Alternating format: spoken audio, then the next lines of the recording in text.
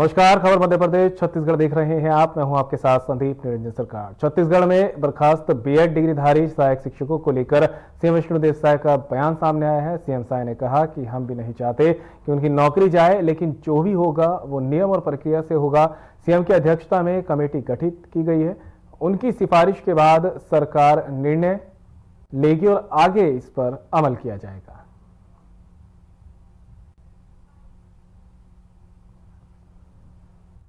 छत्तीसगढ़ के लिए एक ऐतिहासिक दिन है, बड़ा महत्वपूर्ण दिन है कि आज मोदी की गारंटी का एक काम फिर पूरा कर रहे हैं। मोदी की गारंटी में पंडित दीनदयाल उपाध्याय भूमिहीन कृषि मजदूर कल्याण योजना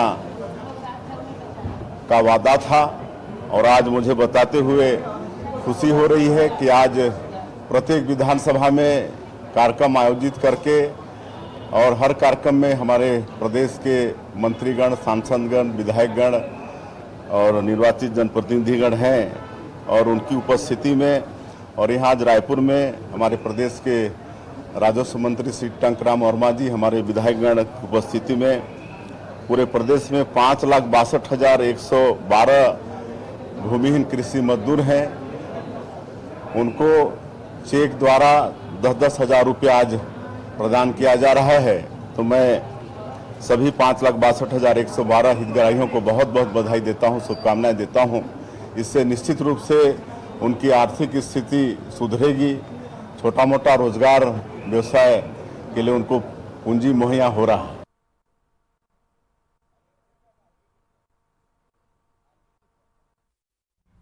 चलिए बड़ी खबर का रुख कर लेते हैं। गोरेला पेंड्रा से आ रही है मेमू लोकल ट्रेन से टकराकर शख्स की मौत। पटरी क्रॉस करते समय हुआ हादसा। गोरखपुर फाटक के पास की घटना। दुर्गेश यादव निवासी गोरखपुर के रूप में हुई है पहचान। पेंड्रा रोड रेलवे पुलिस मामले की जांच में जुटी है। तो बड़ी खबर आप तक पहुंचा रही है। यहाँ पर ट्रेन से टकराकर शख्स की मौत हो गई है। पटरी क्रॉस करते समय यह हादसा हुआ है। गोरखपुर फाटक के पास की घटना बताई जा रही है।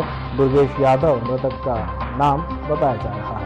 तो बड़ी खबर गोरेला पेंड्रा से, जहां मेमू लोकल ट्रेन से शख्स टकराया है और उसके टकराने से उसकी जान चली गई है। पटरी क्रॉस करते समय यह हादसा हुआ है। गोरखपुर फाटक के पास की घटना बताई जा रही है। दुर्गेश यादव निवासी गोरखपुर के रूप में ये पहचान हुई है इस शख्स की। बड़ी खबर जो आप तक पहुंचा रहे हैं, यहाँ पर ट्रेन की चपेट में आकर युवक की मौत हुई है। पटरी क्रॉस करते समय शख्स के साथ हादसा हुआ है और इस हादसे में उसकी जान चली गई है। तो गोरेला पेंड्रा से बड़ी खबर, जहां पर ट्रेन से टकराकर शख्स की जान चली गई है। मेमू लोकल ट्रेन से शख्स टकराया था और जिसके बाद इसकी जान चली गई। ट्रैक को क्रॉस करते समय यह हादसा हुआ है।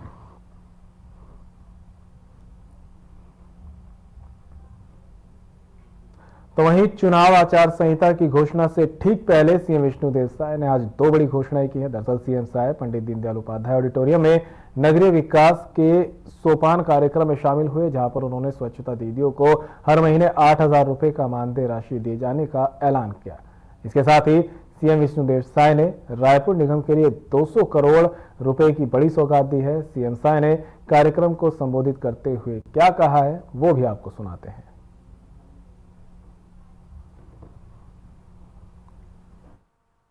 आज हमारे प्रदेश के नगरीय निकाय के लिए बड़ा ही गौरव का दिन है, ऐतिहासिक दिन है। आज नगरीय निकाय क्षेत्रों के हित में बहुत बड़े बड़े काम हुए हैं। आज 6 नगरीय निकाय में जल प्रदाय करने के लिए, घर घर शुद्ध पानी पहुंचाने के लिए 270 करोड़ रुपये के कामों का शिलान्यास किए हैं। वैसे ही और नगरीय क्षेत्र में 813 कार्यों के लिए 155 करोड़ 38 लाख का भी शिलान्यास आज हुआ है और 15 करोड़ 85 लाख रुपए के 70 कामों का आज लोकार्पण भी किए हैं। और आज के इस अवसर में प्रदेश के स्वच्छता दीदियों का सम्मान भी किए हैं और 10,000 से अधिक स्वच्छता दीदी हैं। उनको पहले 7200 रुपया प्रति महीना मिलता था, जिसको बढ़ाकर 8,000 रुपया किए हैं। अब उनको 8,000 रुपया मानदेय प्रति महीना मिलेगा और नगरीय क्षेत्रों में कई वर्षों से अनुकंपा नियुक्ति के लिए कई हमारे भाई बहनें भटक रहे थे। तो ऐसे पूरे प्रदेश भर से 103 लोगों को आज अनुकंपा नियुक्ति भी दिए हैं, उनको नियुक्ति पत्र आज बांटे हैं। और ये सब गरिमामय कार्यक्रम आज हमारे प्रदेश के डिप्टी सीएम और नगरीय प्रशासन विभाग के जो भारसाधक मंत्री हैं श्री अरुण साव जी, हमारे इस जिले के प्रभारी मंत्री श्री केदार कश्यप जी, मंत्री टंकराम वर्मा जी और हमारे सभी विधायकों की उपस्थिति में गरिमामय रूप से संपन्न हुआ है। सारे बांधों का पानी और रायपुर चूंकि प्रदेश की राजधानी है और पूरे प्रदेश के लोग यहाँ आते जाते हैं, सबकी निगाह रहती है, तो आने वाले समय में यहाँ पर आवश्यकता अनुसार और विकास के काम हो, इसलिए 200 करोड़ रुपए की घोषणा की है। पंचायत से घोषणा हो रही है, बीजेपी आपकी सरकार कितना तैयार है उसके लिए और क्या उम्मीद करते हैं दोनों नगरीय निकाय और पंचायत चुनाव में क्या स्थिति रहेगी? बिल्कुल, दोनों चुनाव बहुत अच्छे से जीतेंगे, नगरीय निकाय का चुनाव भी और त्रिस्तरीय पंचायती राज का चुनाव भी, क्योंकि 13 महीने में जो हमारी सरकार ने छत्तीसगढ़ के 3 करोड़ जनता के लिए काम किया है, हर वर्ग के लिए काम किया है, मोदी की गारंटी को पूरा किए हैं। और जिस तरह से हम लोगों को रायपुर दक्षिण विधानसभा के उपचुनाव में भी सफलता मिली है, तो मुझे पूरा विश्वास है कि छत्तीसगढ़ की जनता का भरपूर आशीर्वाद हमारी पार्टी को मिलेगा। छत्तीसगढ़ नगरीय निकाय चुनाव की तारीखों का ऐलान हो चुका है। हाल ही में राज्य निर्वाचन आयोग ने बताया कि नगरीय निकायों में 1 चरण में चुनाव होगा, ग्रामीण इलाकों में 3 चरणों में चुनाव होना है। मार्च के बोर्ड एग्जाम से पहले चुनाव खत्म करा दिए जाएंगे। बता दें कि 22 तारीख से नॉमिनेशन की प्रक्रिया शुरू होगी, वहीं नॉमिनेशन वापस लेने की 31 जनवरी, मतदान 11 फरवरी, 15 फरवरी को मतगणना होना है और पंचायत क्षेत्र में 3 फरवरी अंतिम तारीख नॉमिनेशन की है। 17, 20 और 23 फरवरी को मतगणना होगी।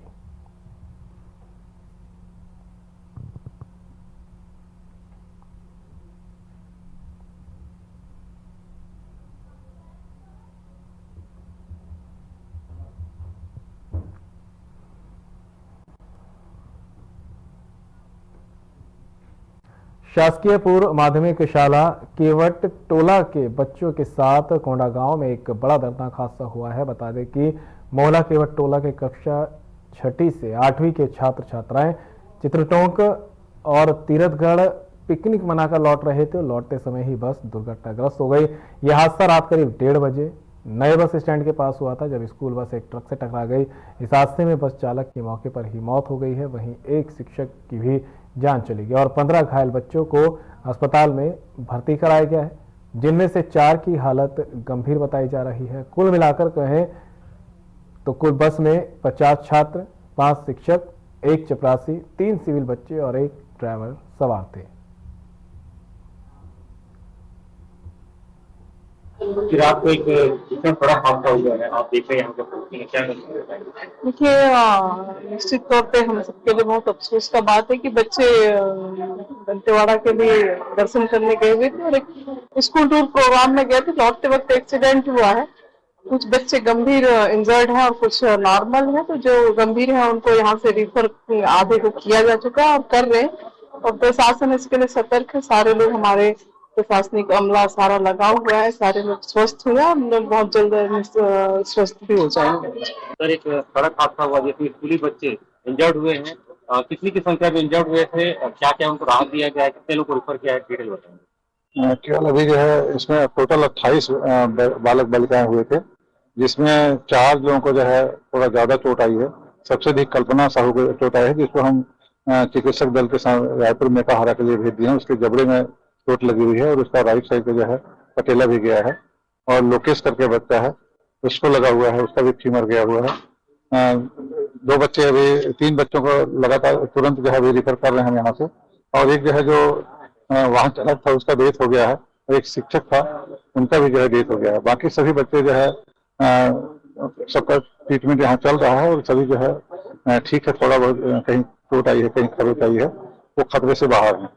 50-60 लोग थे इस बस में, उनको यहाँ से वापस मोहला मालपुर ले जाने के लिए क्या कुछ व्यवस्था किया है? उनका तुरंत जो है उनकी बस जो है दूसरी बस तैयार कर रहे हैं तत्काल भेजने के लिए। और बाकी हम हमारी दोनों 108 जो है लगी हुई हैं, उसके साथ जो है हम 3 बच्चों को जो है फिर से मेटाहारा भेज रहे हैं। एक विफल भी जा चुका है।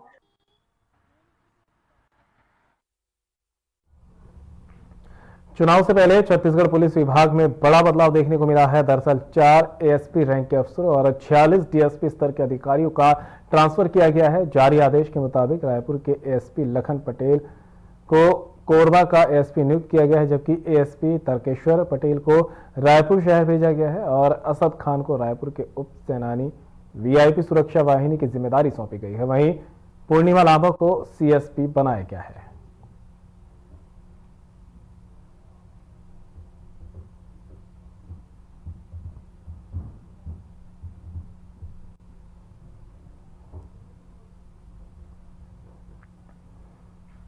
डिप्टी सीएम राजेंद्र शुक्ला ने शहर के विभिन्न कार्यक्रमों में भाग लिया है। इसी सिलसिले में डिप्टी सीएम विंध्य संस्कृति मंच के तत्वाधान में आयोजित पुस्तक विमोचन समारोह में मुख्य अतिथि के रूप में शिरकत करने पहुंचे। ये पुस्तक विशिष्ट अधिवक्ता वीएस श्रोती ने विधिवेदी न्यायमूर्ति जीपी सिंह पर लिखी है। इस दौरान राज्य स्वास्थ्य मंत्री राजेंद्र शुक्ला ने पुस्तक का विमोचन करते हुए विंध्य सांस्कृतिक मंच की सराहना की और उपस्थित बौद्धिक जनों के साथ विभिन्न विषयों पर सार्थक संवाद किया। इस दौरान डिप्टी सीएम ने कहा कि ऐसी पुस्तकें न्याय और समाज के गहरे संबंध को उजागर करती हैं और आने वाली पीढ़ियों के लिए प्रेरणा बनती हैं।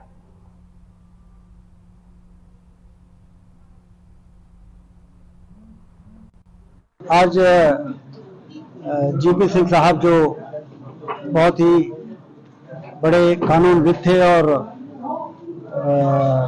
जस्टिस रहे और हमारे विंध्य क्षेत्र के गौरव रहे, जिनके योगदान को सारा देश मानता है, उनके जीवन पर आधारित पुस्तक का विमोचन का कार्यक्रम आज यहाँ विंध्य सांस्कृतिक मंच के द्वारा आयोजित हुआ था। उसी के विमोचन के कार्यक्रम में मुझे आने का सौभाग्य मिला।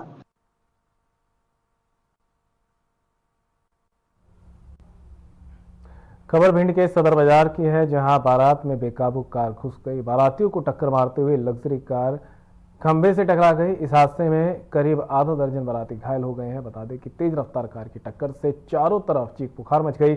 वहीं बारातियों की भीड़ ने कार को कड़ी मशक्कत के बाद रोक पाया, लेकिन कार चालक मौके से फरार हो गया। वहीं मौके पर पहुंची पुलिस ने कार को कब्जे में लेकर अज्ञात कार चालक के खिलाफ मामला दर्ज कर लिया है और आगे की जांच पड़ताल शुरू कर दी है। तो भिंड से आपको बड़ी खबर बता रहे हैं, जहां पर बारात के बीच में एक अनियंत्रित कार घुस गई। हालांकि लोगों ने मुश्किल से कार को रोका। पुलिस को पूरी सूचना दी गई है। बड़ा हादसे की तस्वीरें देखने को मिल रही है। बेकाबू कार ने बारातियों को टक्कर मारी है और मुश्किल से इसको कार को रोका गया है। टक्कर मारते हुए कार आगे की तरफ निकली, जिसके बाद पुलिस को सूचना भी दी गई और ये तस्वीर सामने आई है। तस्वीर आपकी टीवी स्क्रीन पर दिख रही है। देख सकते हैं किस तरह से जो है बाराती पूरी तरह से बारात के जश्न में डूबे थे। इसी दौरान एक कार आई और उन्हें टक्कर मारते हुए आगे की तरफ निकल गई। शाजापुर में महाराणा प्रताप की पुण्यतिथि के मौके पर करणी सेना परिवार के लोग धोबी चौराहे पर इकट्ठा हुए, जहां उन्होंने महाराणा प्रताप की प्रतिमा पर माल्यार्पण कर दीप प्रज्वलित किया। करणी सेना परिवार के मीडिया प्रभारी सोनू बन्ना साहब खेड़ा ने जानकारी देते हुए बताया कि करणी सेना परिवार के मुखिया ठाकुर जीवन सिंह शेरपुर के मार्गदर्शन में ये आयोजन संपन्न हुआ है। वहीं प्रदेश संगठन मंत्री शैलेंद्र सिंह झाला और प्रदेश सचिव अजीत सिंह डोडिया खड़ी के नेतृत्व में कार्यकर्ताओं ने महाराणा प्रताप को श्रद्धांजलि दी। इस कार्यक्रम में करणी सेना और सर्व समाज के लोग मौजूद रहे।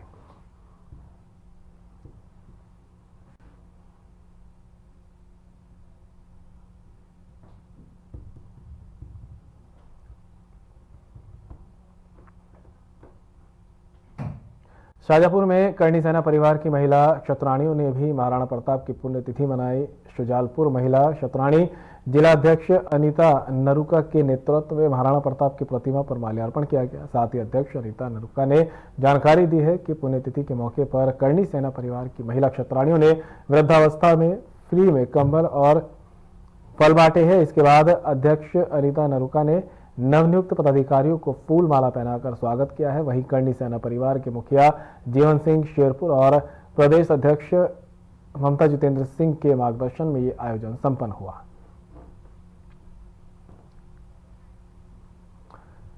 तो महिला क्षेत्राणियों ने भी यहां पर श्रद्धांजलि अर्पित की है। अध्यक्ष अनीता नरुका ने इस मौके पर जानकारी दी। महाराणा प्रताप की पुण्यतिथि पर उन्हें याद किया है, नमन किया गया है और इस दौरान कई सामाजिक कार्यक्रम भी आयोजित किए गए और वृद्धों को यहां पर कंबल बांटे गए हैं।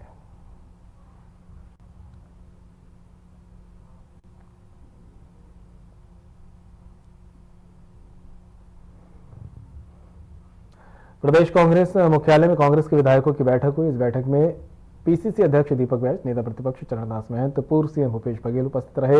इसके अलावा बैठक में 20 से ज्यादा विधायक शामिल हुए हैं। बता दें कि बैठक के दौरान नगरीय निकाय और पंचायत चुनाव के कई मुद्दों पर चर्चा हुई।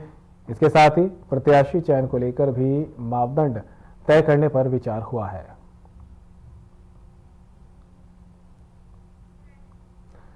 तो रायपुर से तस्वीर आपको दिखा रहे हैं जहां पर निकाय चुनाव को लेकर कांग्रेस की अहम बैठक की गई है। प्रत्याशी चयन के मापदंडों पर यहां पर विचार विमर्श किया गया है। प्रदेश अध्यक्ष दीपक बैज, पूर्व मुख्यमंत्री भूपेश बघेल और नेता प्रतिपक्ष डॉक्टर चरणदास महंत भी बैठक में मौजूद रहे। इसके साथ ही तमाम कांग्रेस के नेता यहां पर पहुंचे हैं और विचार विमर्श किया गया है, मंथन किया गया है। निकाय चुनाव को लेकर यहां पर चर्चा की गई है। प्रत्याशी चयन के मापदंडों पर विचार विमर्श हुआ है, किसको टिकट दिया जाएगा और किसे टिकट यहां पर कटती नजर आएगी, उसको लेकर यहां बैठक में पूरी चर्चा की गई है।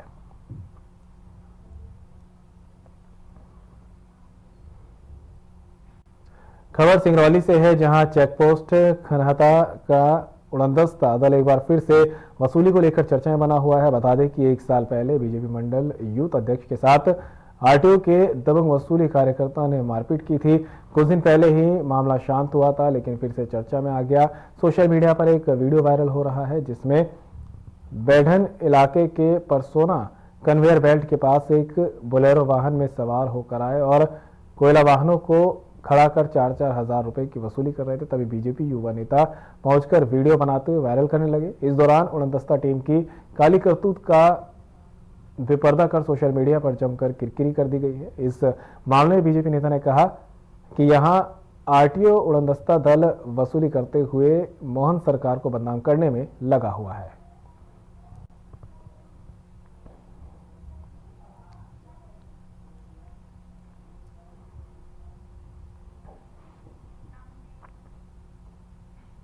शिवपुरी जिले की तेंदुआ थाना क्षेत्र अंतर्गत ग्राम वेहराबदा में वीरेंद्र यादव नाम व्यक्ति की हत्या और वीरेंद्र शर्मा पर कुल्हाड़ी से जानलेवा हमला कर फरार आरोपी कन्हैया यादव को पुलिस ने गिरफ्तार कर जेल भेज दिया है।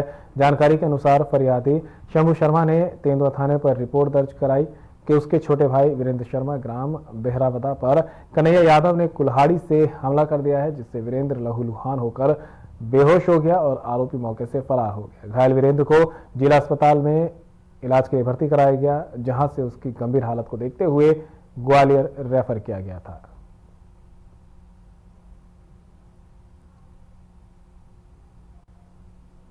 ये थाना तेंदुआ क्षेत्र का बहरावदा गांव है। 17 जनवरी के दिन में जो घायल है वीरेंद्र शर्मा, वो कन्हैया यादव के घर चाय पीने गया था। वहां पर इनका किसी बात पे मुंहवाद हुआ। इस बात पे कन्हैया यादव ने उसके सिर में कुल्हाड़ी मार दी। कुल्हाड़ी मार के वो भाग गया। इसके बाद वीरेंद्र शर्मा के भाई शंभू शर्मा द्वारा तेंदुआ थाने में रिपोर्ट कराई गई।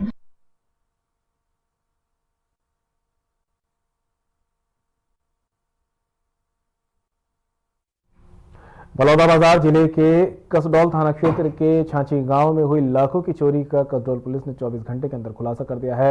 आपको बता दें कि व्यापारी के घर चोरी करने वाला कोई और नहीं बल्कि व्यापारी की दुकान में काम करने वाला पूर्व कर्मचारी ही निकला। कसडौल पुलिस ने आरोपी दिलीप कुमार कश्यप को हिरासत में लेकर जब पूछताछ की तब आरोपी ने अपना गुनाह कबूल किया, जिसके बाद कसडौल पुलिस ने आरोपी के कब्जे से सोने चांदी का सामान और नकदी सहित कार भी जब्त की है। तो वहीं बता दें कि गौरतलब है कि 17 जनवरी की दोपहर को कसडौल के व्यापारी चोलेश साहू के घर में अज्ञात चोरों ने दिन दिहाड़े सोने चांदी के जेवरात सहित नकदी और घर के बाहर खड़ी एक नई क्रेटा कार को चुरा लिया था।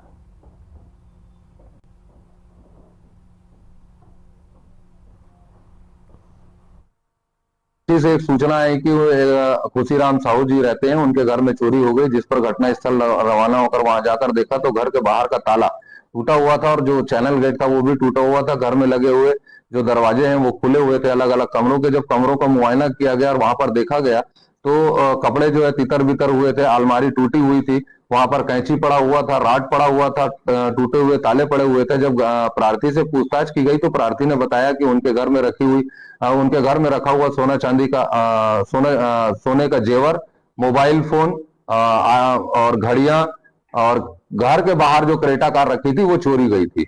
जब आरोपी की पता तलाश के लिए अलग अलग टीमें जो है पुलिस अधीक्षक महोदय के द्वारा बनाई गई, अलग अलग टीमों ने सीसीटीवी कैमरा का और साइबर सर्विलांस किया गया, मुखबिर से सूचना प्राप्त की गई। तब हमको सूचना प्राप्त हुई कि चोरी की गई वाहन क्रेटा कार जो है ग्राम कटगी में खड़ी हुई है, जिसे जाकर बरामद किया गया।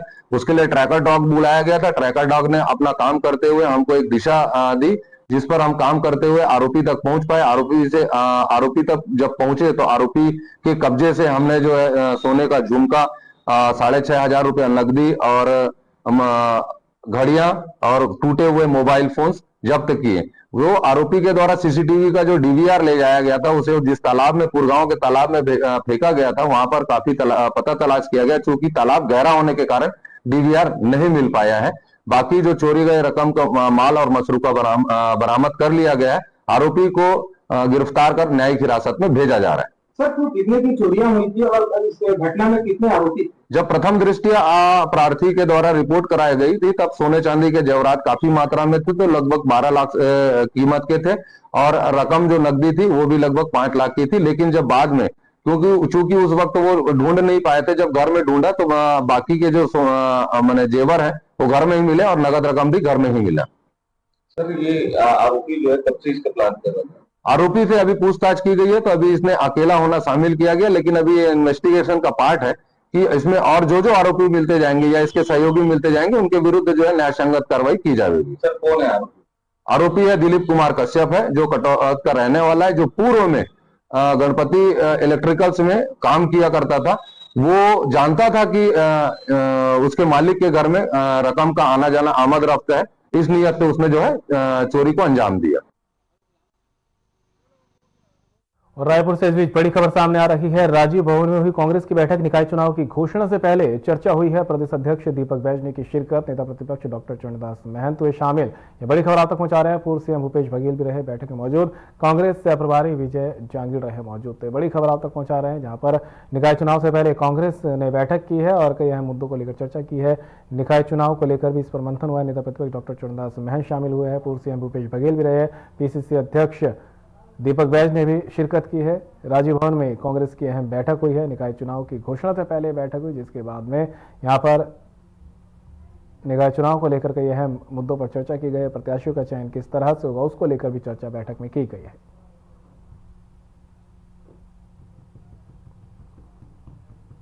तो तस्वीरें देख सकते हैं आप, रायपुर की तस्वीर, जहां पर कांग्रेस भवन में बैठक हुई है। कांग्रेस की अहम बैठक ये हुई है और निकाय चुनाव से जुड़े विषयों पर यहां पर मंथन किया गया है।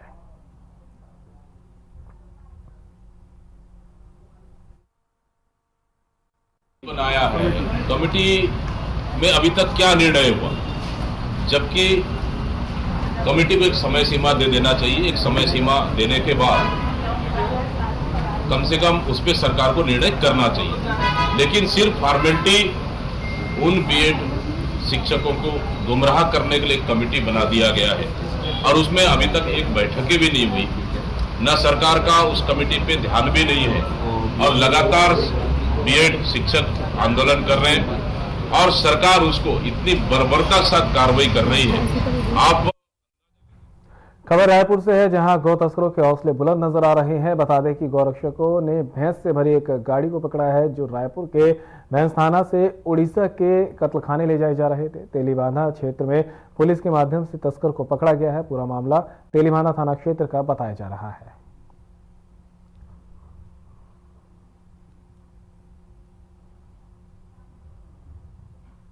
कांकेर जिले के भानुप्रतापपुर थाना क्षेत्र में कांकेर वन मंडल के डोंगर कट्टा के खेत में काम करने गए 2 ग्रामीणों पर भालू ने हमला कर दिया। भालू के हमले में 2 की मौत हो गई है, वहीं 2 लोग गंभीर रूप से घायल हो गए हैं। घायलों को रायपुर अस्पताल भेजा गया है। घटना गांव से लगी पहाड़ी के 500 मीटर ऊपर की बताई जा रही है। वहीं वन विभाग भालू की तलाश कर रहा है। ड्रोन और थर्मल कैमरे की सहायता से भालू की खोज जारी है।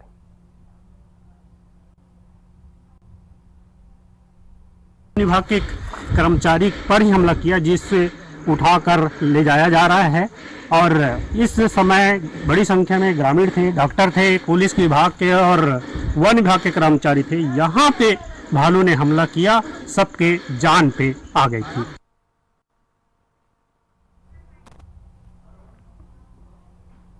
बुलेटिन में मेरे साथ इतना ही, दीजिए इजाजत, नमस्कार।